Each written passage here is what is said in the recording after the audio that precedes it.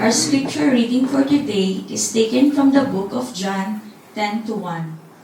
Very truly, I tell you, Pharisees, anyone who does not enter the sheep pen by the gate, but climbs in by some other way, is a thief and a robber. The one who enters in a gate is the shepherd of the sheep. The gatekeeper opens the gate for him, and the sheep listen to his voice. He calls his own sheep by name and leads them out. When he has brought out on his own, he goes ahead of them, and his sheep follow him because they know his voice. But they will never follow a stranger. In fact, they will return away from him because they do not recognize a stranger's voice. Jesus used this figure of speech, but the Pharisees did not understand what he was telling them. Therefore, Jesus said again, "Very truly, I tell you, I am the gate of the sheep. All have come before me, and thieves and a robber, but the sheep have not listened to them. I am the gate. Whoever enters through me will be saved. They will come in and go out and find pasture. The thief comes only to steal and kill and destroy. I have come that they may have life, and they have into the full. I am the good shepherd. The good shepherd lays down his life for the sheep. May the Lord add conviction upon hearing His word. Please all be seated." Praise God po sa pagbasa. Tayo po manalangin. Lord, muli salamat sa pagkakataon na ito na kami ay nasa iyong piling. Lord, mangusap po kayo sa amin, lalo na sa mensahe ngayon na nais nyo nga pong ipaalam sa amin kung gaano lang po yung pagmamahal nyo nga po sa bawat isa. Lord, pangunahan nyo nga po kami. Kayo po ang mangusap sa amin. Give us the knowledge, the understanding, and wisdom para maunawaan po namin kung ano po ang mensahe na inyo pong iparating sa oras na ito at gamitin ng Panginoon yung pong lingkod na kayo pong patuloy na may taas, Panginoon. At lahat ng po ito ay tinatasan po namin sa inyong pangalan lamang sa pamamagitan ng anak ng si Jesus, aming Diyos at tagapagligtas. Kaya po sabi ng Amen. So mga kapatid, kumusta po tayo lahat? Praise God. Talagang nakaka-amaze, no, yung mga ginagawa ng ating Panginoon sa ating buhay. Though there are a lot of things na napapansin natin sa paligid, but we do have peace. Dahil alam po natin, pagkasama natin ng Diyos, nandyan palagi ang kanya pong presensya at ang kapayapaan na patuloy niya pong binibigay po nga sa amin. So, nabasa po ni ate yung ating pong scripture kanina. Ang pamagat po nating mensahe ngayon ay The Good Shepherd and the Thief. So, dito, binasa ni ate kanina, meron po tayong mga points na pag-aralan at makikita natin kung ano po yung kahalagaan ng mga points na to sa paglakad natin bilang mga Kristiyano. Ang mga points po niyan is, first, the thieves and robbers. Second is yung sheepfold. Recognizing the shepherd voice, the abundant life. So, first, what are the thieves and robbers dito sa ating napag-usapan? Base dito sa ating scripture, these represent the false teachers and leaders who seek to exploit and harm the sheep for their own gain rather than leading them to life. Dito po sa una pa lang, nasabi kasi, Fariseo, di ba? So, ang mga nababanggit dito na mga robbers, mga thieves, kung titignan natin yung konteksto nito, ay nababanggit that they are the leaders ng Israel, kasi wala pang church that time. So, and elders and the Pharisees, definitely, who are the false teachers. Ika nga, sino yung mga Fariseo? Sabi ito, it's a Jewish sect known for their strict adherence to both the written law of Moses and oral tradition. They believe in the resurrection of the dead, the afterlife, and the coming of Messiah. They also emphasize the importance of interpreting and applying the law of all aspect of daily life. Dito kasi pagkakaiba, yes, naniniwala sila dun sa resurrection of death, that there always an afterlife. Pero yung kulang dito is meron silang ginagawa dun sa way para sila ay makatungtong dun sa afterlife and dun sa resurrection of the dead. Dahil naman po natin, itong mga Fariseo always believe na kung ano lahat yung nakasulat sa Torah. And di ba, kung makikita natin kung ano na sa Torah, it's all about the traditions na naisulat pa in the time of Moses. And these all things na ginagawa nila para ma-cleanse yung kanya pong mga kasalanan, para in a way na sila po ay makapasok sa kaharian ng ating Panginoon. Makikita natin kung ano yung mga ginagawa ng mga robbers or thieves. Katulad na lang to ng first, kung ano yung nakikita natin noong unang panahon. Ano ba ginagawa ng mga Fariseo? Mga leaders na kung saan, yes, pinapatupad nila yung law, pero nakikita natin at nababasa natin, hindi lang pinapatupad, kundi meron pa silang mga tradisyon, kultura, na kung saan kailangan din lang gawin para magkaroon sila ng kaligtasan. At dito makikita natin sa next slide, they overburdened the people. They tie up heavy, cumbersome loads and put them on other people's shoulders, but they themselves are not willing to lift fingers to move them. So marami silang pinapagawa na kung saan sila mismo ayaw nilang gawin. Di ba? Dito naman makikita natin yung contrast na ang Panginoon ay naparito para gawin din naman yung something na mabigat na pinapagaan niya. Di ba sabi niya sa Matthew 11:30 that from his yoke, di ba, it's easy and his burden was light. Pero ang Pariseo, hindi. Kailangan mong gawin ito para maligtas. At dapat, kung makikita natin, di ba, kung titignan natin yung mga attitudes and characteristics ng mga Pariseo, makikita mo, holy, dahil holy daw sila. Di ba? They place a high expectation on people in the attempts to apply God's law to their world. They were creating more rules. People who wanted to be close to God were under a lot of pressure to follow all sorts of a new expectation. Ang simple lang naman yung kaligtasan pero marami pa silang pinapagawa, parang dagdag pa, bigat sa kanila. Kung meron tayong kilala, or sekta na ganito ang ginagawa sa atin, di ba? Mag-isip-isip ka na. Or, ganun ba ginagawa natin sa simbahan? Kung hindi naman, praise God, di ba? Pero yung mga iba, may differences na kung saan, baka ninanakawan na tayo. Second is, they were motivated by attention. Ika nga, naudyukan sila ng attention.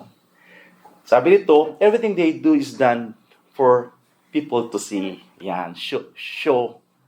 Di ba? Kailangan na maging showy. They make their phylacteries wide and the tassels on their garments long. They love the place of honor and at banquets and the most important seats in the synagogue. They love to be greeted with respect in the marketplace and to be called rabbi or others. Di ba, yung mga taong makikita natin na ginagawa nila to dahil because of honor, because of pride. Ano kaya yung mga taong nakikita natin, sino mga gumagawa ng mga to? Yung mga entitled, di ba? Alam naman natin na maraming nangyayari sa mundo na ito na kung saan nangyayari itong mga bagay na ito. At sana nga, yung nakulong na nga po. Nakitignan mo talagang grabing respeto. Natatakot pa sila sa kanya. Because of that, kailangan nila yung honor na ibigay sa kanya. At sa panahon natin ngayon, di ba? Sino yung mga nakikita yung nakaayos na maigi pag nasa simbahan? Kita mo talagang puti, tapos makikita mo may nilalagay sa mga ulo na showing na may title ako. Meron po ba tayong alam na gano'n? Kung makikita po natin dito, about dun sa sermon ng ating Panginoon, He addresses the culture of the Pharisees na kung saan, kung makikita nga naman, yung mga damit nila, talagang kahanga-hanga. At makikita mo na sila na, ito yung mga Pariseo. Ang Panginoon, when He came, He focuses in shepherding, especially the people of Israel. Di ba? Nung dumating siya, hindi naman para sa righteous, di ba? Kundi sa mga taong may kasalanan.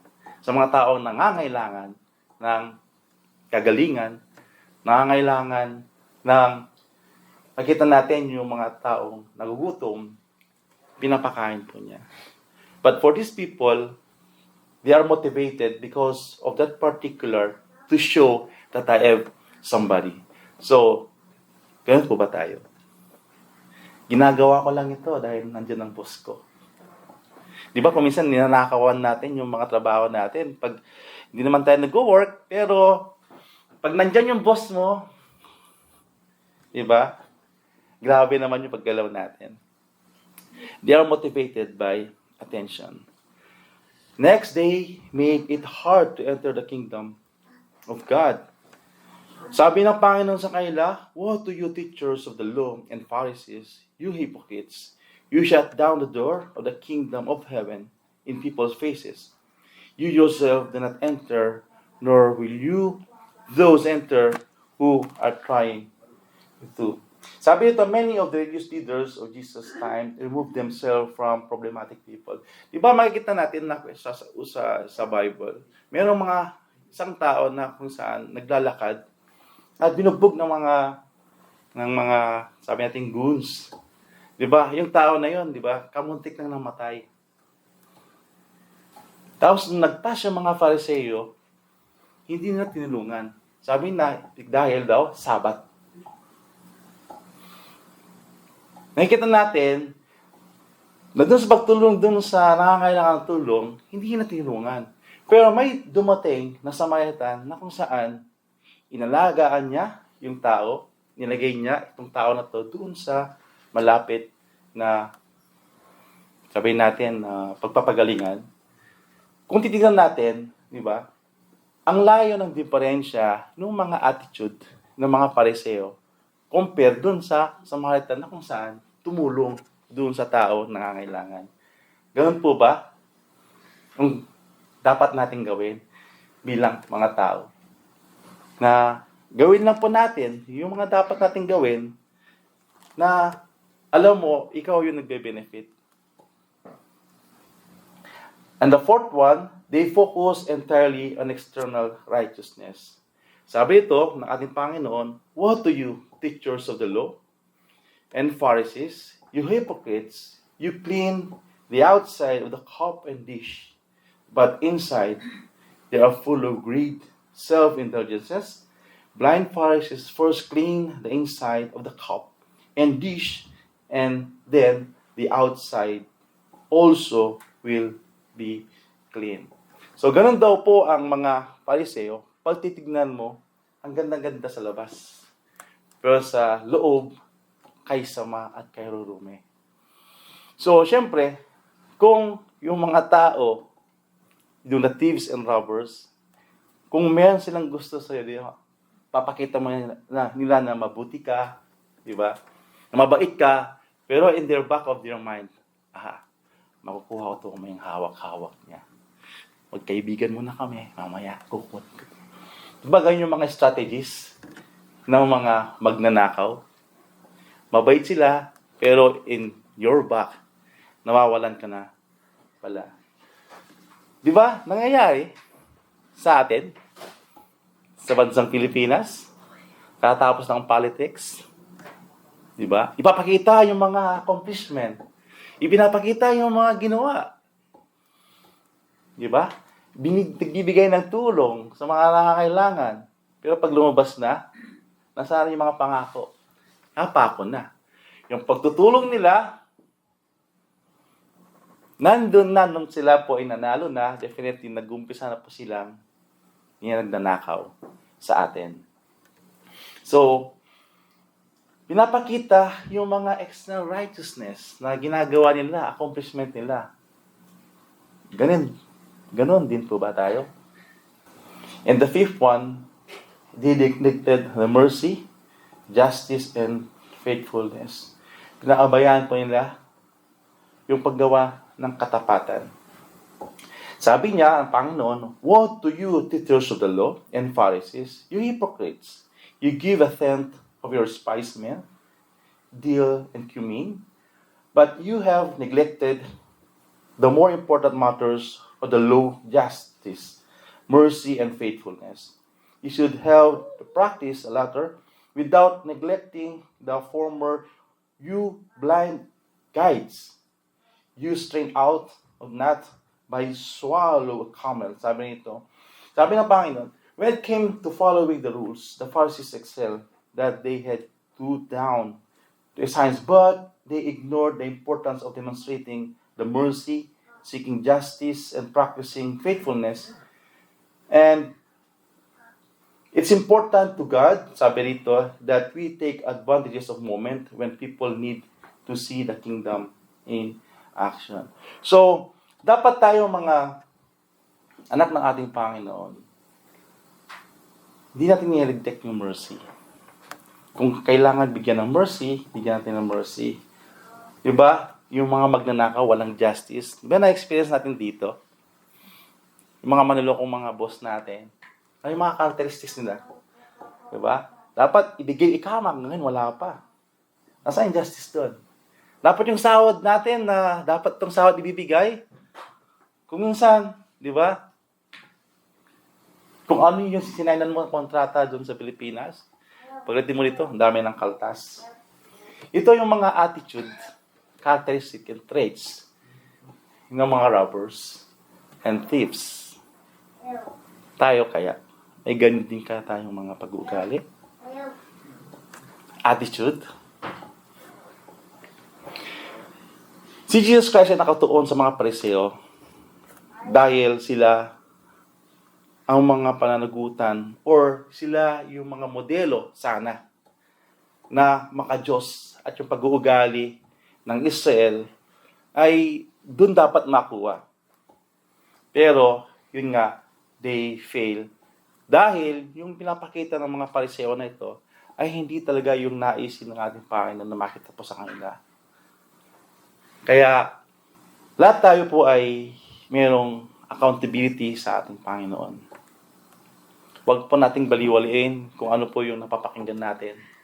Lalong-lalo na yung mga nababasa natin patungkol doon sa kagandahang asal na dapat natin gawin bilang isang Kristiyano. Sabi nga sa Isaiah 29:13-18, sabi niya, "The Lord says, these people come near to me with their mouth and honor me with their lips, but their heart are far from me. Their worship of me is based on merely human rules they have been taught. Therefore, once more, I will astound these people with wonder upon wonder. The wisdom of the wise will perish. The intelligence of the intelligent will vanish.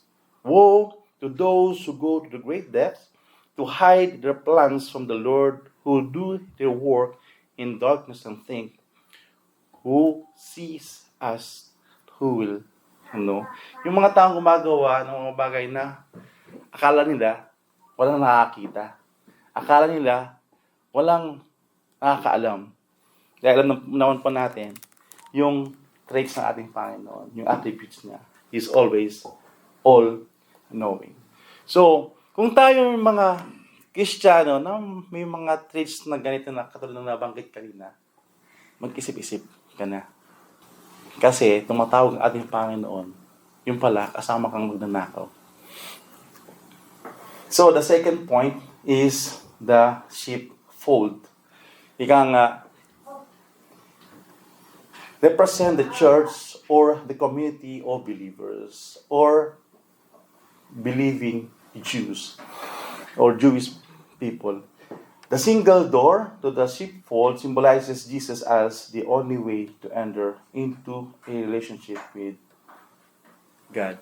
Sa bansang Israel po, di ba, kung makikita natin yung profession po nila, base sa ating nababasa sa Biblia, di ba, ano yung mostly nababasa natin? Sila po ay naka-attach sa agriculture. Lalo na yung di ba, yung pag-aalaga ng mga hayop, farming, di ba, fishing, carpentry. Kung titignan natin yung mga profession nun, parang napakasimple. Kung i-compare mo ngayon na doctor, engineering, yun yung mga famous na profession noon at ngayon, ang layo. At makikita rin natin, yung mga existing na profession that time, kung titignan natin, yun yung mga basic needs ng mga tao sa kasalukuyan. Ika nga dun sa buhay ni Abraham, Isaac, Jacob, Moses, David, diba? Sila yung nag-aalaga talaga ng mga hayop. Especially sa part nila, sheep. Si Laban, diba? Si Rachel, and even some Jacob's son, like Joseph. So, ang profession that time is talagang shepherding. At kahit sa New Testament, nung ipinanganak ng ating Panginoon sa Kristo, di ba, nakita siya sa sapsaban na kung saan nandun yung mga shepherds.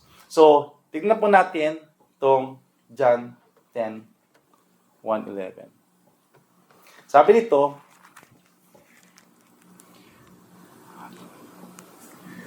"Very truly I tell you, Pharisees, anyone does not enter the sheep pen by the gate, but climb in some other way, is a thief and a robber.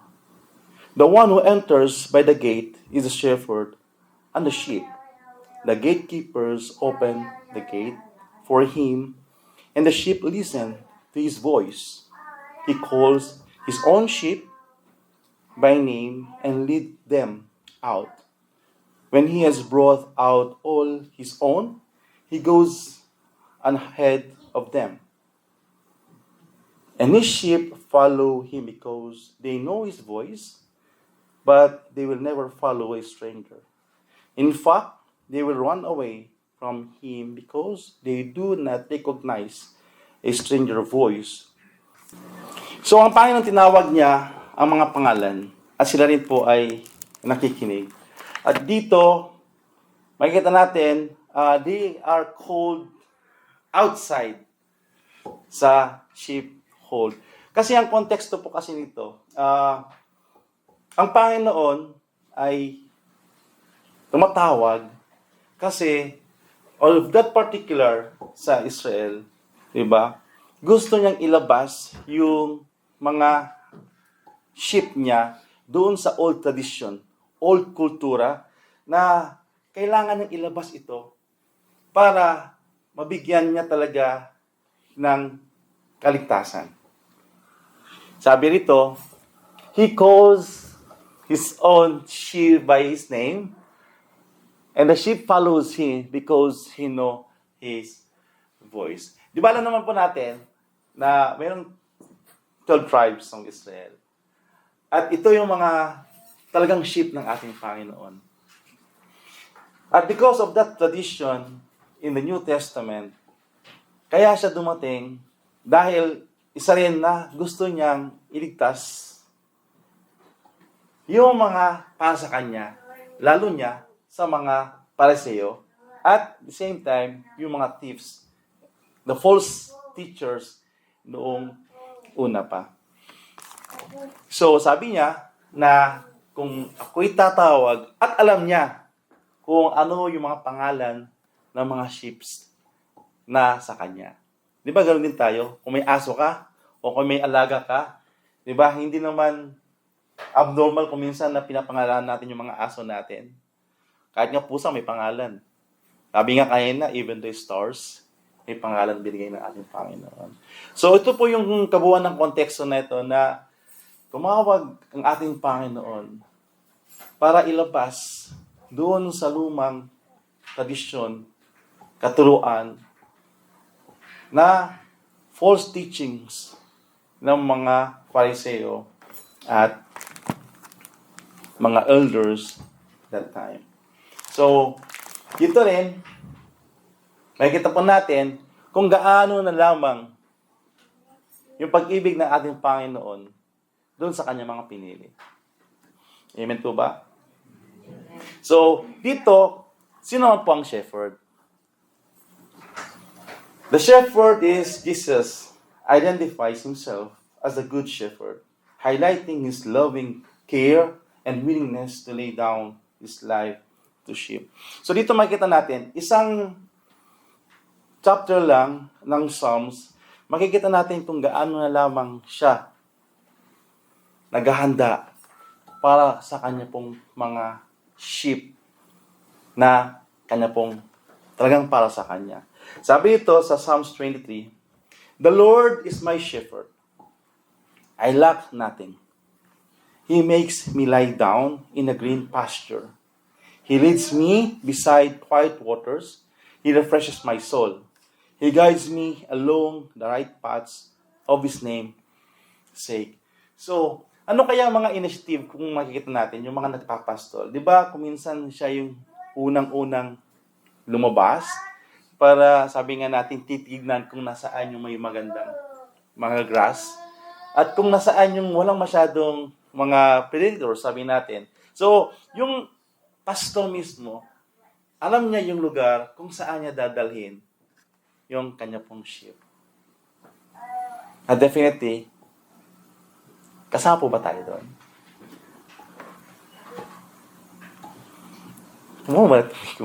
Kasama tayo, hindi? Amen. Amen, kasama tayo. Yes, mamaya, makikita natin, nakasama po tayo doon na pag-usapan sa oras na ito. Kasi kaya na, yung mga believing Jews, believing Israelites na kung saan, sila lang ang pinipili, sila lang yung tinatawag. Pero makikita pa natin yan mamaya. So, ang Panginoon, talagang ginagawa niya na kung saan, it's a privilege na tatawagin kang my sheep. Kasi, kung hindi ka tinatawag ng ating Panginoon na my sheep, ibig sabihin, hindi ka part dun sa kawan niya. Kasi, kung wala ka sa kawan niya, delikado. Di ba? Prone ka sa danger. Ate, next slide. Yan. Bakit po natin kailangan i-claim itong Psalm 23? Sabi nga rin niya, "Even though I walk through the darkness valley, I will fear no evil. For you are with me, your rod and your staff, they comfort me. You prepare a table before me in the presence of my enemies, and you anoint my head with oil, and my cup overflows." And sabi rin niya, "Surely your goodness and love will follow me all the days of my life, and I will dwell in the house of the Lord forever." Kung bakit ko nasabi na kailangan din natin i-claim ito, dahil kung mabasahin po natin itong Psalms, next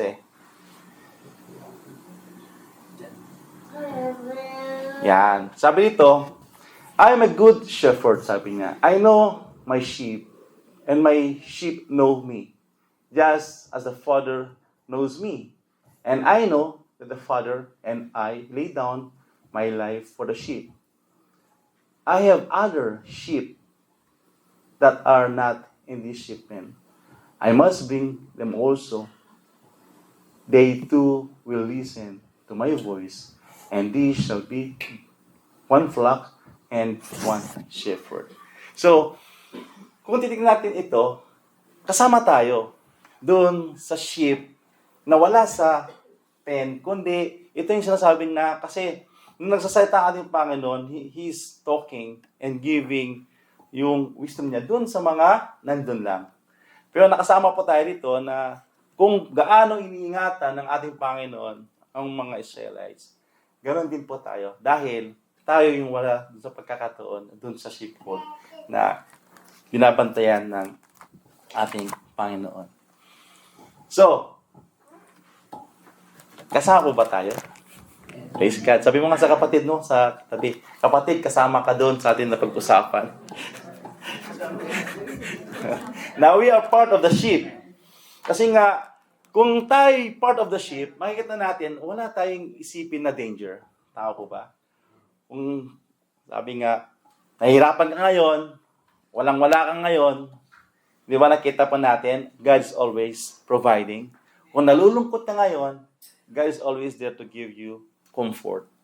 Kung sakaling may sakit ka, di ba? Kung minsan napapalayo ka, di ba? Anong ginagawa ng Lord? Di ba? Hinahanap ka. Tao po ba?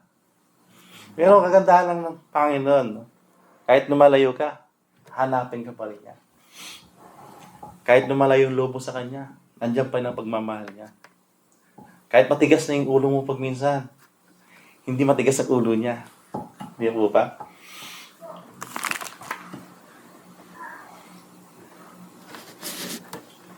Sa part na ito, napapakinggan po ba natin yung voice ng Lord? Sa tingin po natin, napapakinggan po natin? Di ba sabi ko kanina, privileged, honored, pag sinasabi yung pangalan mo, Lito, Dennis, my sheep. Sa ating lahat kaya na nandito, napapakinggan kaya yung tinig ng ating Panginoon? Sa tingin nyo, ang Lord ang nakakalam. Narinig ba natin pag tinatawag tayo ng Lord? Nasaan ka ngayon? Nasaan tayo? At anong ginagawa mo pag tinatawag ka ng Lord? Anong ginagawa mo ngayon? Ibang iniisip mo? Wala ka na sa focus? Inaantok mo tayo? Ngayon, tignan natin yung bigat ng pagtawag sa atin. Kasi kanina background lang siya kung ano yung mga points. Pero sa pagkakataon na ito, pag tinatawag ka ng Lord, busy ka ba sa ibang bagay? Busy ka ba sa makamundong gawain? Busy ka ba sa alam mong hindi naman nakakalugod sa Lord, pero ginagawa mo pa rin? Kung minsan madalas, nawawala tayo sa track. Hindi nakakasunod, hindi nakikinig. Kaya kung minsan, di ba, tayo rin po yung napapahamak. Yung napag-aral po namin nung last, kung minsan nagkasuffer tayo, kung titignan mo naman, hindi naman challenges na nanggaling sa ating Panginoon. At the same time, hindi nagbibigay ng Panginoon ng temptation kasi yung origin of temptation is not from the God. Pero bakit ka nahihirapan ngayon? Di ba kung isinisisi natin sa Lord, na yung kahirapan na yan, it's resulta ng katigasan ng ating ulo. Consequences dun sa pagkukulang pagkakamali natin.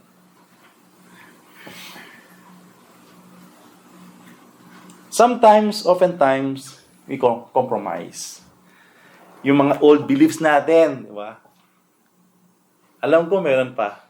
Yung mga superstitious natin. Yung mga kultura natin, kasi ang Pilipinas talagang mayaman sa kultura eh.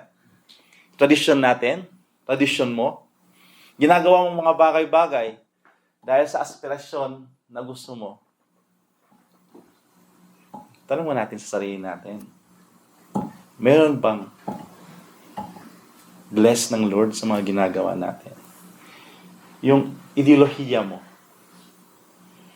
yung ipinaglalaban natin, Binaglalaban ba natin ating Panginoon?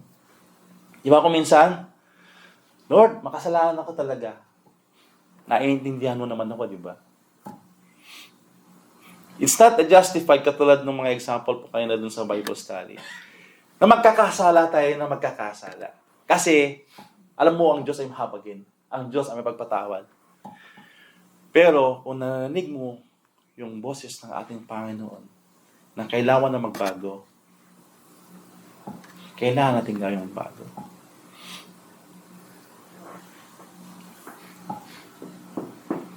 ano pong dapat natin gawin?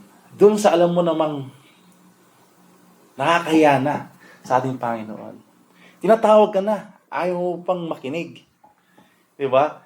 Huwag na lang nating hintayin. Di ba, ang mga shepherd, meron silang baston na kung saan may hook na gano'n. Kung minsan naman, may patalim pa sa baba.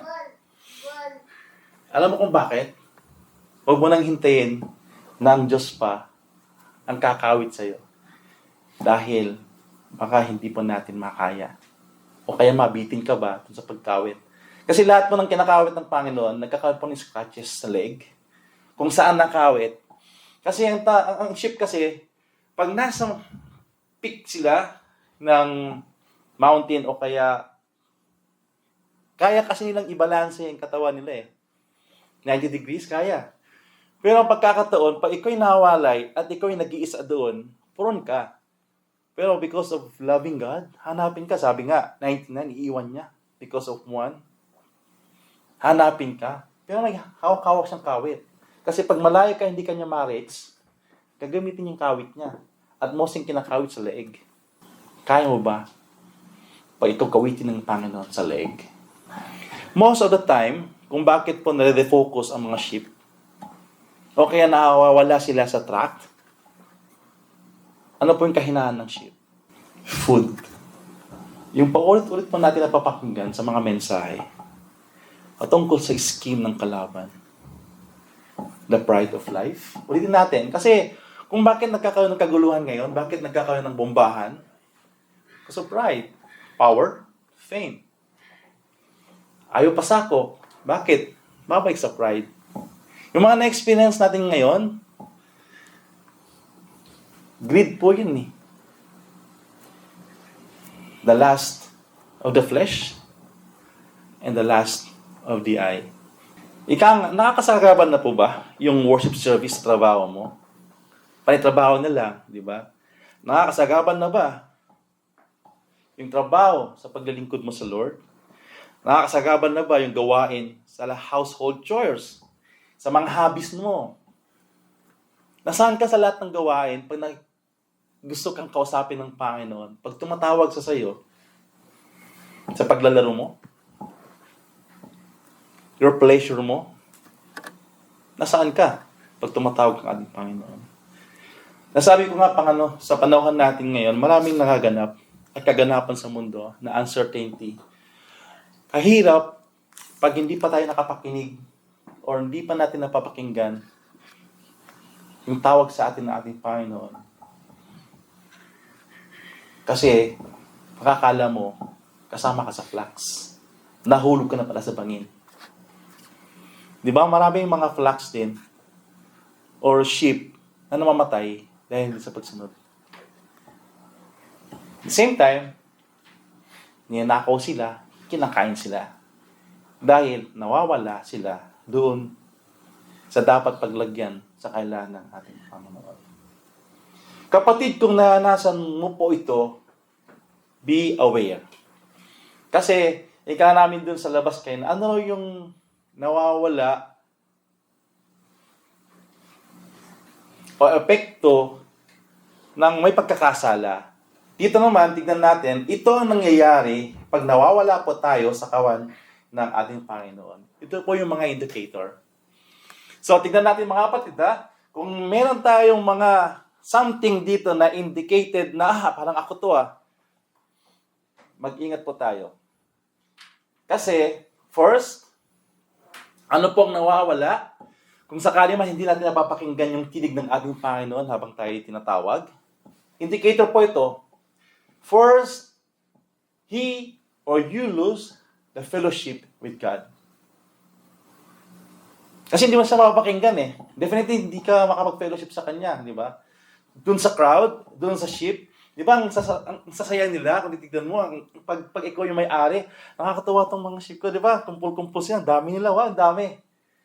Pero ikaw na nawawala, hindi mo maranasan yung kaligayahan na meron doon sa pagkakataon na gathering.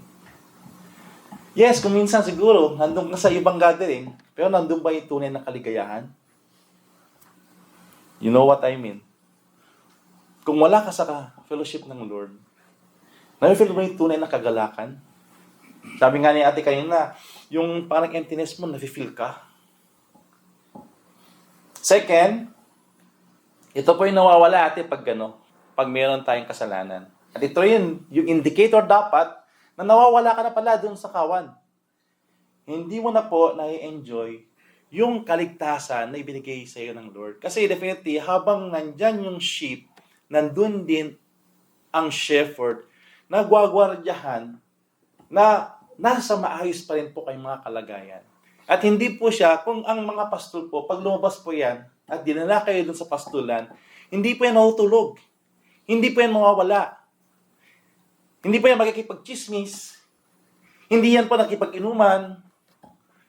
Hindi po kung ano-ano ginagawa, kundi yung mata niya nakabantay sa fourth edge, kung nasaan man siya, o yung horizon, nandun lahat yung paningin niya. Kapatid, ikaw, nasaan paningin mo ngayon? Nasaan ang focus mo? Inaantok ka na ba? Maligaya ka rin po ba? Habang naglilingkod ka sa Panginoon? Or, kasanayan na lang routine na lang? Kapatid, be aware. Baka nawawala ka na doon sa flux. Kasi pag nawawala ka na sa flux, delikado. Kasi again, maraming predators na pwede mangyari sa'yo na hindi mo aasahan. He loses the power in prayer. Di ba sabi natin, ano ba yung mga ways para may prayer? First, di ba, nagbabasa ka ng Biblia, a way na kung saan yung communication, kasi yung prayer kasi way of communicating Di ba, meron naman tayong mga gawain. Sunday, prayer meeting. Tapos Tuesday, Bible study. Tapos may practice at saka gawain. At dito po natin matutunghayan, di ba? Tayo palaging nanalangin sa mga panahon na yan. Tama po ba? Ang tanong, pag walang gawain, nanalangin ka pa rin po ba? Kung nawawala na yung power of prayer mo, kapatid, isang indicator na rin yan. To be aware. Baka nawawala ka na rin sa Lord. Di ba, ika nga natin, mahirap manalangin pag may maraming kasalanan. Again, ang Panginoon, meron din siyang ibinigay sa atin para tayo makalapit ulit. Di ba? Humingi lang ng kapatawaran at gawin yung nararapat.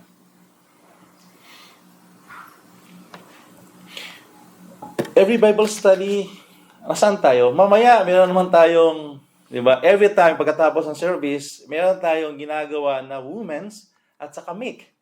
Anong ginagawa doon? Naglalaro po ba tayo? Hindi naman, di ba? We are talking to God. We are fellowshipping. At the same way, we have the prayer.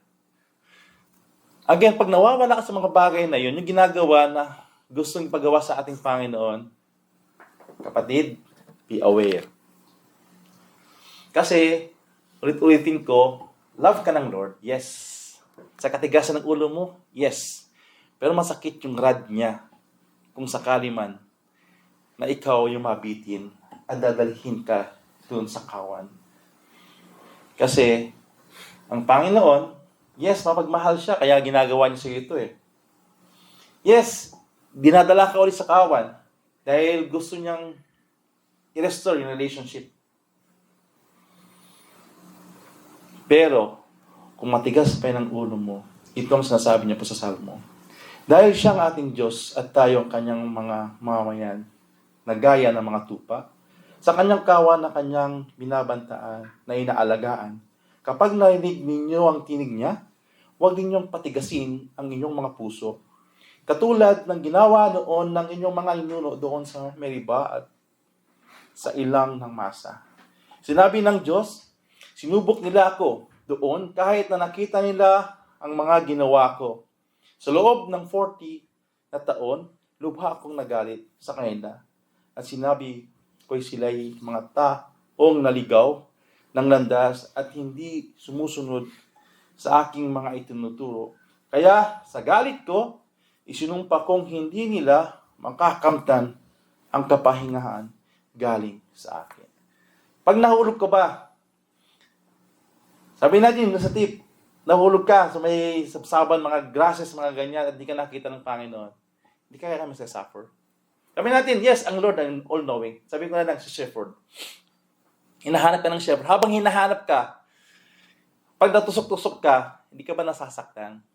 Yes, may babalik ka, pero ikaw mismo, definitely, ramdam mo yung pagkahulog mo sa, sabi natin, kataas-taasan ng bundok. Nahulog ka, kala mo kaya hindi mo ramdam yon? Hindi kaya masakit yon? Kaya, ang Panginoon, yes, loving siya. Ibabalik ka niya, pero yung pagbabalik sa'yo, hindi ganun kasaya. Hindi ganun, sabihin natin, kagaan. So beware, at indicator po iyon, na alam ko, mayroon po tayong nakuha na wisdom. Ika nga sa 1 Peter 5:8-10, be alert and of sober mind. Your enemy, the devil, prowls around like a roaring lion, looking for someone to devour. Resist him standing firm in the faith, because you know that the family of believers throughout the world is undergoing the same kind of suffering. Next slide. Doon sa second part ng sinabi ng ating Panginoon, ika niya, therefore, Jesus said again, very truly I tell you, I am the gate for the sheep. All who have come before me are thieves and robbers, but the sheep have not listened to them. I am the gate. Whoever enters through me will be saved. They will come in and go out and find pasture. The thief comes only to steal and kill and destroy. But I have come that they may have the life and have it to the full. So, yung pangako ng ating Panginoon is yes, abundance. But bago natin makuha yung abundance na yan, hindi po simple yung buhay nasa mundo na ito. Di ba? Ngayon na nga lang eh. Kung siguro pag nasa Israel ka, kung siguro nasa Iran ka, ano kaya yung feeling mo? Ano kaya yung naray tayo sa pag-iisip? Baka dito babagsak. Magwo-worry ka kaya? Yung sinasabing abundant life, it's not a physical one. It is the salvation. Kung sakali man mga kapatid, yes, hindi po natitinag or hindi po humihinto ang kalaban para i-destroy po tayo. Hindi po siya magsasawa para hindi po tayo guguluhin sa ating mga buhay. Hindi rin po humihinto ang kalaban na nakawan ka. Nakawan ka ng kaligayahan. Nakawan ka ng relasyon. Nakawan ka para ikay manalangin. Nakawan ka para maging masaya. Kasi pag tititin po natin yung scripture na ito, the sheep is going in, going out. It means to say, na nakakuan ka ng freedom. At ipapaulit-ulit po niya, ilagay sa kakote mo na wala kang kaligtasan pag nagkasala ka.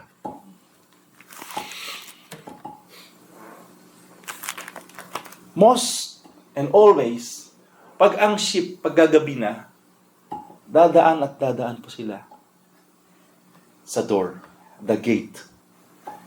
Pag ikay nagkakamali, kapatid, ikay nagkakasala at nahuhulog pa rin sa pitag ng laman, nahuhulog pa rin sa pitag, the lust of the eye and the pride of life, bumalik po tayo sa ating Panginoon. Hanapin po natin yung gate niya. Kasi He is only the way, the truth, and the life. That no one comes to the Father except through Him. Kasi siya lang po makapagligtas sa atin. Lalo na sa mga nangyayari ngayon. Nasaan ang assurance mo ng kaligtasan? Kung ano meron ka? Kung anong yaman mo? Kung sino ka? Kung anong nalalaman mo? God is always there, waiting for you, para ibigay yung kalayaan na alam ko at alam natin, hindi po na ibibigay ng mundo na ito. Dahil we know kung sino pong naghahari. Yung corrupted world, yung system na ito ay hindi po naman ang ating Panginoon, kundi ang Diablo. So kapatid, again, inuulit po natin, kung naranasan mong nakakalayo ka na sa ating Panginoon na wala ka ng kaligayahan sa paninilbihan, hindi mo na naramdaman yung kaligayahan dahil ligtas ka, nawawala ka na sa fellowshipping, nawawala ka na. Kasi gusto mo na mag-isa, kuminsan hindi natin alam kung anong ginagawa mo habang nag-iisa ka. Kung nawawala rin ka rin ng power of prayer na kung saan ayaw mo na rin manalangin kasi guilty ka because of that sin. At kung minsan ayaw mo na rin mag-testimony kasi nahiya ka na. Kapatid, ang Panginoon is always waiting for that kid. The shepherd is always waiting for you as a sheep. At pag napunta ka nun, definitely, the abundance, yung abundance ng Panginoon, yung pangako ng eternity, eternal life, ay makapasayo po to. Kaya, kung tayo po ay nasa ating Panginoon, tinanggap po natin siyang lubusan, hindi po mawawala yung abundance na nagmumula po sa Kanya. Kaya bilang Father's Day daw, celebration, nawa bilang isang pastol sa ating mga family, nawa din natin makalimutan, gampanan yung dapat, nararapat in God's way, holy way, para i-build natin yung families natin, i-build natin kung saan tayo, katulad sa ating pong simbahan, ano dapat pong gawin natin bilang isang pastor.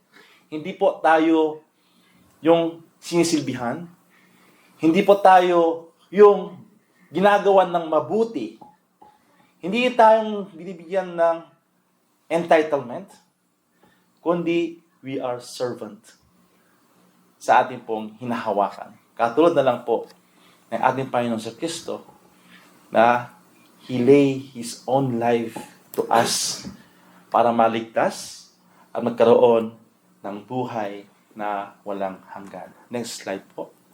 Sabi dito, 1 Peter chapter 5, 1-4, to the elders among you, sino pong may mga anak? Taas nga po muna. Mga anak. Sige po. Babae, lalaki.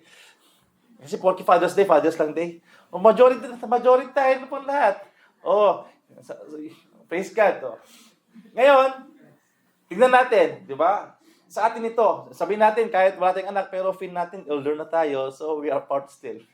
Pag kung sakali man, tinawag po tayo ng Lord bilang sheep, definitely, we will become shepherd. So dito po, sa 1 Peter, basahin po natin lahat. 1 Peter chapter 5, 1-4. Okay po, 1, 2, 3. To the elders among you, I appeal as fellow elder and witness of Christ, suffering who also will share in the glory to be revealed. Be shepherd of God's flock that is under your care, watching over them, not because you must, but because you are willing, as God wants you to be, not pursuing dishonest gain, but eager to serve, not lording it over those entrusted to you, but being example to the flock. And when the chief shepherd appears, you will receive the crown of glory that will never fade away. Pakpakan pa natin doon. Lord, muli salamat sa inyo po sa itong wisdom na ibigay po sa amin sa oras na ito. Salamat dahil nakita po namin na gaano po kayo nagmamahal sa amin bilang inyo pong mga sheep. Kayo pong naghahanda, kayo po'y tumitingin kung nasaan po ang great pasture. Saan po yung safe? Alam po natin, Lord, na hindi po kayo nagbabago sa mga pangako po ninyo.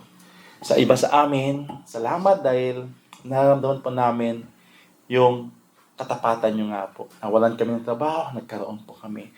Kung minsan, Panginoon, yung mga bagay na kung saan nangyayari sa amin na hindi po namin nauunawaan yung mga patong-patong na pagsubok and challenges in life. Lord, alam namin na kagagawan din naman po namin as consequences doon sa mga ginawa po namin.